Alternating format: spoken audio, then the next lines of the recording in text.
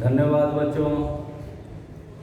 आज मैं आप लोगों को वर्ग नवम के अंतर्गत हिंदी स्पर्श पाठ्य पुस्तक के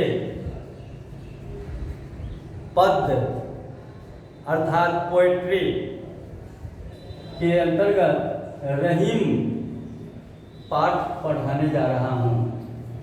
रहीम का पूरा नाम अब्दुल रहीम खान खाना था।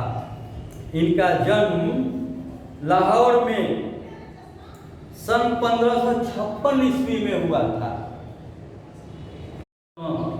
मैं विनोद सर आज आप लोगों को वर्ग नवम के अंतर्गत हिंदी पाठ्य पुस्तक हिंदी स्पर्श के रहीम कवि का जीवनी एवं रहीम कवि के दोहे पढ़ाने जा रहा हूँ।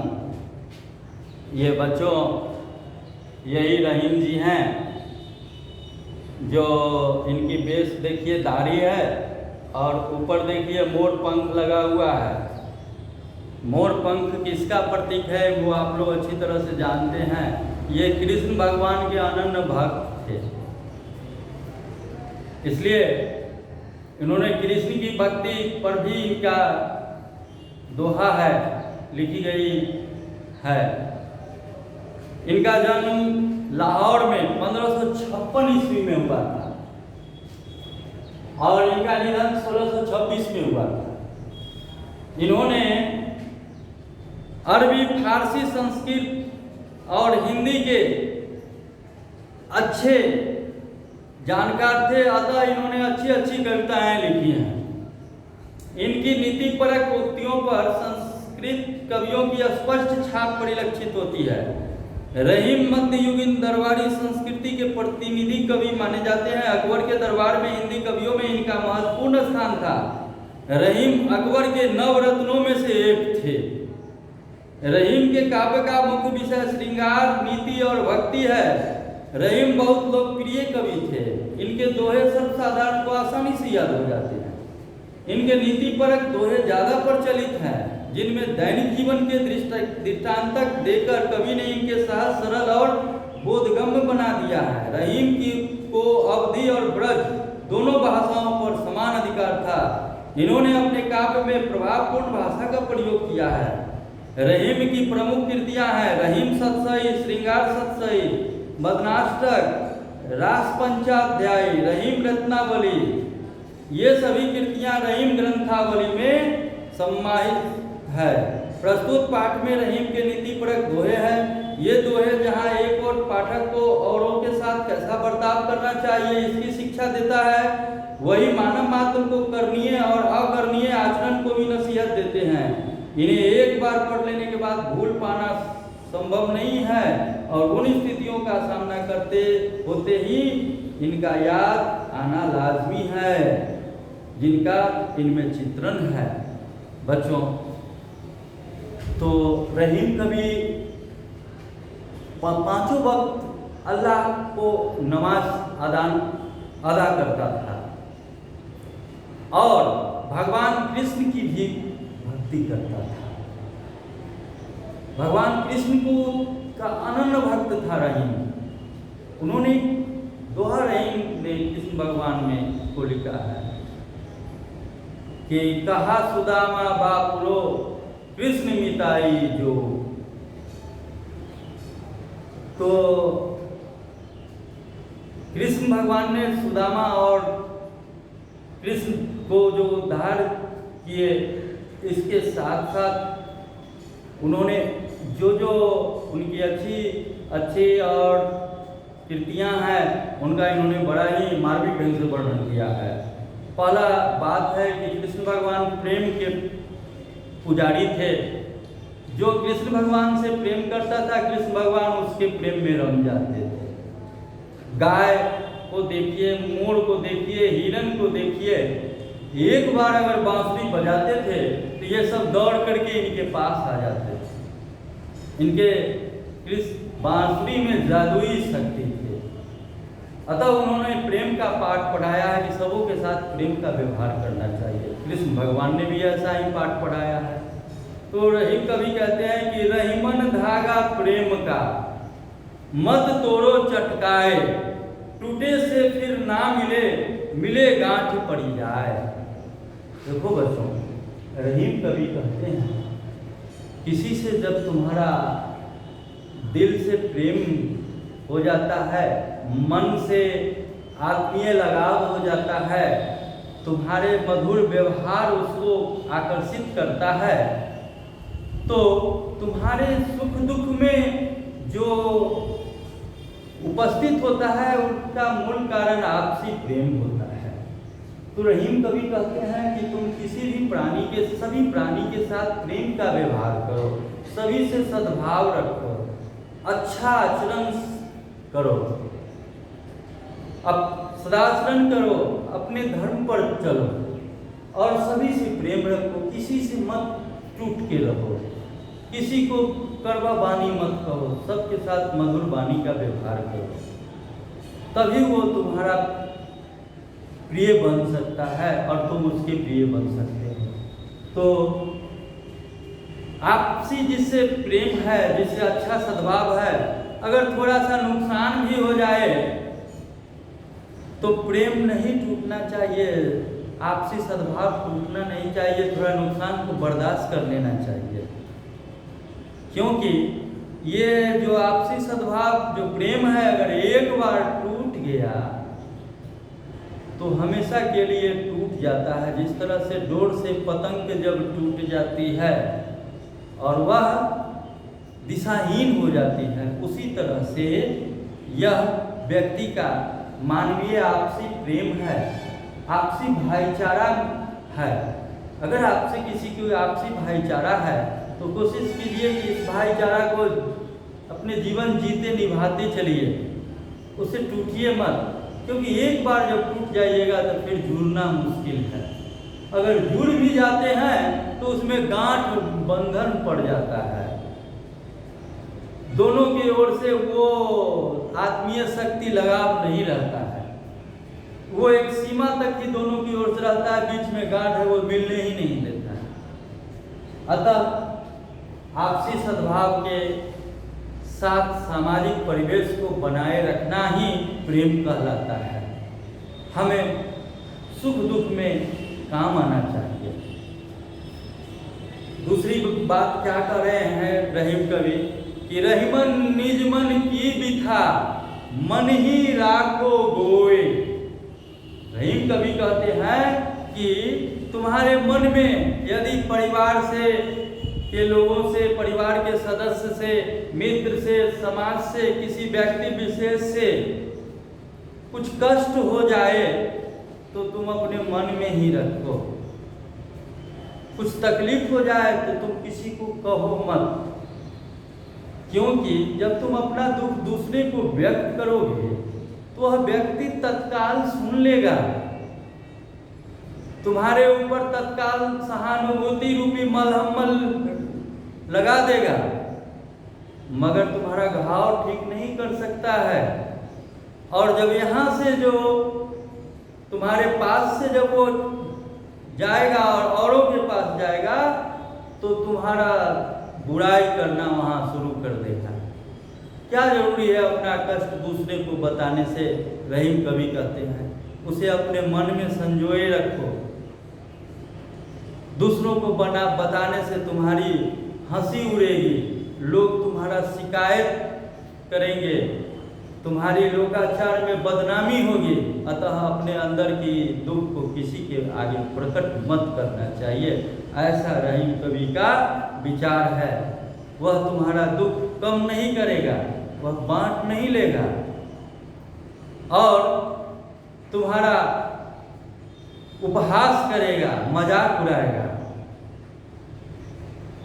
तीसरी बात है एक साधे सब करे, सब साधे सब जाए, रहीमन मूल है सीचिवो फूले फले अघाए।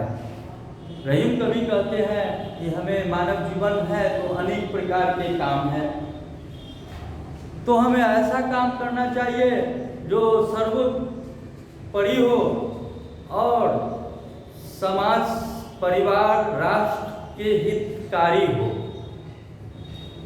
ऐसा काम करना चाहिए, क्योंकि ऐसे काम करने से सारे काम का सफलता उसमें आ जाता है। और एक ही रास्ता पर चलना चाहिए, सत्य की राह पर, धर्म की राह पर चलना चाहिए। सैकड़ों राह पर चलोगे तो तुम कभी भी मंजिल पे नहीं पहुंच पाओगे। अतः रहीम कवि कहते हैं कि हमें एक ही रास्ते पर चलना चाहिए, एक ही नाव पर सफर करना चाहिए, एक ही सिद्धांत पर रहना चाहिए। बार बार सिद्धांत बदलना नहीं चाहिए, तरह तरह के रास्तों का प्रयोग नहीं करना चाहिए, इससे तुम भटक जाओगे, अपनी मंजिल को नहीं प्राप्त कर पाओगे। अतः अपने एक ही मूल काम को पूरा करो, तन मन धन से मिलकर करो, तन मन धन से करो, तो तुम देखो तुम्हारा काम कितना सफल हो जाता है। अतः रहीम कवि उदाहरण देते हुए कहते हैं, जिस तरह से पेड़ को लो, कोई आम का पेड़ है तो सिंचाई हम करेंगे तो उसके फुनगी पर नहीं सिंचाई करेंगे, बल्कि उनके जड़ पर सिंचाई करेंगे। अगर जड़ पर सिंचाई करेंगे, जड़ को सींचेंगे, तो निश्चय ही आज नहीं तो कल उसमें फल होगा और हमें मीठे आम की प्राप्ति होगी। अतः हमें मूल काम जड़ का सिंचाई करना चाहिए। अगला है, चित्रकूट में रमी रहे रहीमन अवध नरेश, जा पर विपदा पड़त है सो आवत यह देश। कहने का तात्पर्य है यह है बच्चों कि चित्रकूट में भगवान विराजमान थे। अवध नरेश कहा जाता है राम श्री राम प्रभु को। और जा पर विपदा पड़त है सो आवत यह देश, कहने का अर्थ है कि जो लोग विपत्ति की घड़ी में आते हैं वो हमेशा श्री राम प्रभु अथवा कृष्ण भगवान को याद करते हैं। जब द्रौपदी को विपत्ति आई थी तो उसने भी कृष्ण का स्मरण किया था, तो भगवान उसको रक्षा किए थे। तो कहने का तात्पर्य है कि जो जब लोगों पर विपत्ति आती है तभी वो भगवान को स्मरण करते हैं। जब तक उनके ऊपर कोई संकट नहीं आता है तब तक वो भगवान का स्मरण नहीं करते हैं। अतः भगवान कवि कहते हैं कि हमें चित्रकूट जैसे, अवध जैसे, अयोध्या जैसे क्षेत्रों का भ्रमण करना चाहिए। इन क्षेत्रों में जाकर भगवान का तीर्थाटन करना चाहिए। इससे मन को शांति मिलती है, आत्मा शुद्ध होता है और मन को तत्काल आफियत मिलती है। अतः हमें अपने मन को भगवान के प्रति समर्पित कर भक्ति भावना में लीन होकर अपना सत्कर्म पूरा करना चाहिए। दीर्घ दोहा अर्थ के आखर थोड़े आहे, ज्यों रही नट कुंडले सीमित कूदी चढ़ जाए। कहने का तात्पर्य ये है बच्चों कि यह संसार में जितने भी प्राणी हैं, चर अचर, सबको ईश्वर ने बनाया है। सबको ईश्वर ने अपने अपने स्तर से बुद्धि विवेक दिया है, अक्ल दिया है, हुनर दिया है, शक्ति दी है, जिसके द्वारा वह अपना जीवन यापन करते हैं। यह संसार में जितने भी लोग हैं वह हम लोग नट की तरह है। नट मतलब नर्तक, सर्कस में खेल दिखाने वाला। यहाँ जितने भी लोग हैं, मानव हैं, वो अपने अपने रोल अदा करने के लिए इस धरती पे आए हैं। जिनका रोल पूरा हो जाएगा उनको यहाँ से चला जाना होगा। बस इसी माध्यम से रहीम कवि कहे यह संसार उस सर्कस की तरह, चिड़ियाखाना की तरह, चिड़ियाघर की तरह है, जिसमें हम लोग नट की तरह हैं। जिस तरह से नट पोल पर ऊपर चढ़ता है, तार पर चढ़ता है, उतरता है, भरा भरा जोखिम काम करता है, उसी तरह से इस संसार में मानव अपने अपने कर्मों से जीते हैं। और अपने अपने कर्मों से सदगति प्राप्त करते हैं। धनी रहीम जलपंक को लघु जिए पियत अघाय, उदधि बड़ाई कौन है जगत पिया सो जाए। रहीम कवि कहते हैं कि बड़ा होने से कोई बड़ा नहीं कहलाता, बड़ा काम करने से बड़ा कहलाता है।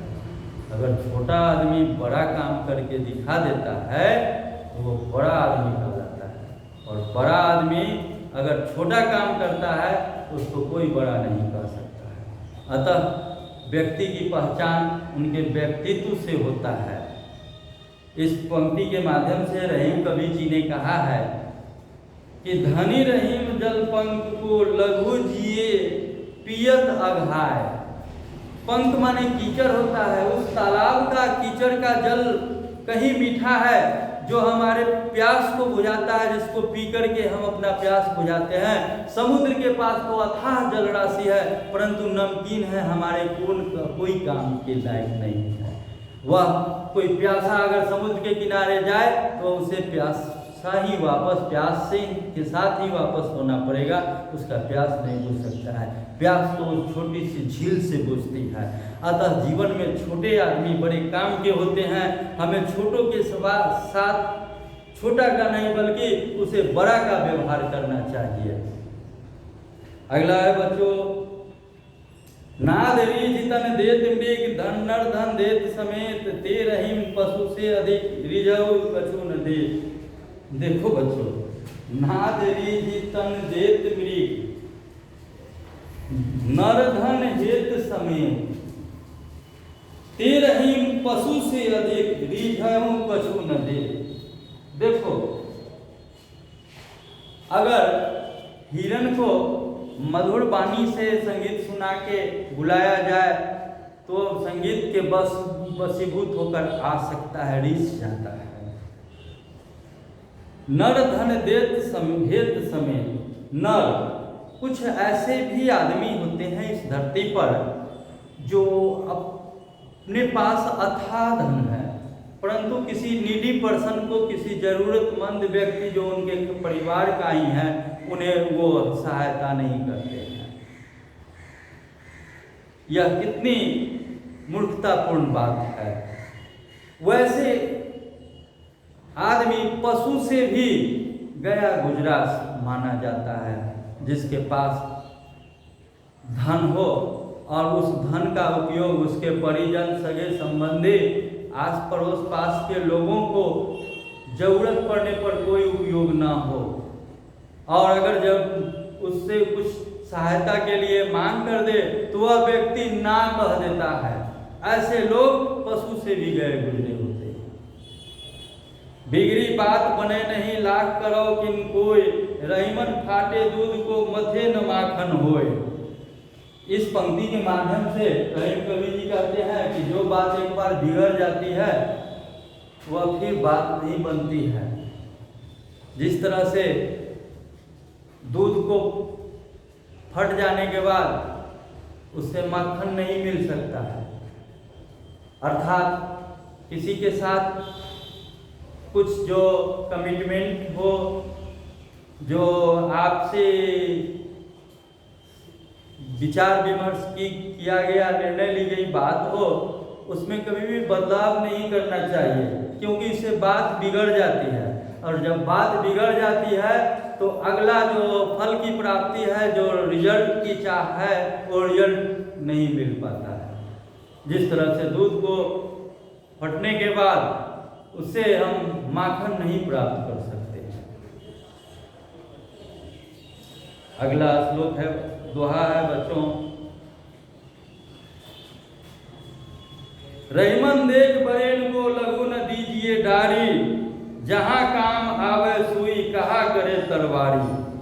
रहीम कवि कहते हैं कि बड़े लोगों को, धनवान लोगों को, ऊंचे लोगों को, महल वालों को देख करके किसी झोपड़पट्टी वालों को, नीची लोगों को, नीचे दबे कुचले व्यक्ति को, असहाय व्यक्ति को कभी भी सताना नहीं चाहिए। अगर आपके पास शक्ति है तो इस शक्ति का उपयोग औरों की सहायता के लिए कीजिए, वतन की रक्षा के लिए कीजिए। किसी को सताने के लिए मत कीजिए, क्योंकि जहाँ काम आवे सुई का, अगर आपके शर्ट का एक बटन टूट जाए तो उसको जोड़ने के लिए सुई की जरूरत पड़ती है। अगर आपके पास तलवार है, शक्तिशाली है, तो आप तलवार से बटन को अपने शर्ट में नहीं पिरो सकते हैं। अगर एक फूल का माला पिरोना है तो हमें वही सुई धागा की जरूरत होगी, क्योंकि फूल तो है परंतु उन्हें माला में गूंथने के लिए एक साथ पिरोने के लिए सुई धागे की जरूरत है, तलवार की जरूरत नहीं है। तलवार से हम माला नहीं पिरो सकते हैं। रहीमन निसंपत्ति बिना केउ न विपत्ति सहाय, बिनु पानी ज्यों जलज को नहीं रवि सके बचाए। रहीम कवि कहते हैं कि यदि आपके पास धन है तो आपके पास मित्र भी होंगे, धन नहीं है तो आपके पास एक भी मित्र नहीं होंगे, ना सगे संबंधी आपके लिए कुछ करेंगे, ना तो आपको सहायता देंगे। क्यों? जिस तरह से तालाब में अगर कमल है और कमल का फूल है, खिला हुआ है, और उसमें धीरे धीरे पानी सूख जाए तो कमल को कोई नहीं पूछेगा, और सूर्य भगवान भी उस कमल को नहीं बचा पाएंगे, वह अंततः विलुप्त हो जाएगा। अतः कमल को कायम रखने के लिए तालाब में जल का होना जरूरी है। उसी तरह से मानव जीवन में सुख शांति धर्म कर्म करने के लिए धन की जरूरत है। वाकई इस पंक्ति के माध्यम से कहता है कि धन बिन आदर कौन करे, और नीर बिन कूप कौन भरे। कहने का तात्पर्य है कि आपके पास धन नहीं होगा तो अपना आदमी भी आपको सम्मानना नहीं करेंगे, क्योंकि उन्हें स्वार्थ छिपा हुआ है। और उसी तरह से अगर कुआं में जल नहीं हो तो लोग क्यों बाल्टी डालेंगे, क्यों उसमें पानी निकालने का प्रयास करेंगे, क्योंकि उसमें तो जल है ही। तो अगला कह रहा है, रहीमन पानी राखिए बिनु पानी सब सून, पानी गए न उबरे मोती मानुष चून। कवि कहते हैं, रहीम कवि कहते हैं, जो मनुष्य को अपने जीवन में पानी रखना चाहिए। पानी न रखना का मतलब कृतज्ञ होना चाहिए। कोई आपको भलाई करे, उपकार करे तो उसके साथ कृतज्ञता का व्यवहार कीजिए, उसके साथ सज्जनता का व्यवहार कीजिए। यही आपकी महानता का परिचय होगी। अगर आपके पास पानी नहीं है, सम्मान नहीं है उसके पास, उसके प्रति पानी मीन्स इज्जत, सम्मान नहीं है, तो आपका जीवन शून्य है। आप कृतज्ञ हो जाएंगे, उसके किए गए उपकार को आप पर कोई असर नहीं होगा, क्योंकि आपने उसे भुला दिया। पानी गए न उबरे मोती मानुष चून। अगर आपके जीवन से पानी चला गया, जिस तरह से तालाब में पानी है तो मोती है, अगर पानी सूख जाए, तालाब बिल्कुल सूख जाए, नदियाँ सूख जाए, तो उसमें लोग आसानी से जाएंगे और मोती चुन कर ले आएंगे। इसलिए अपने जीवन में कोई उपकार करता है तो उसका आज्ञाकारी, उसका कृतज्ञ बनना चाहिए। धन्यवाद बच्चों। अब आप इसका पाठ पूरा करेंगे।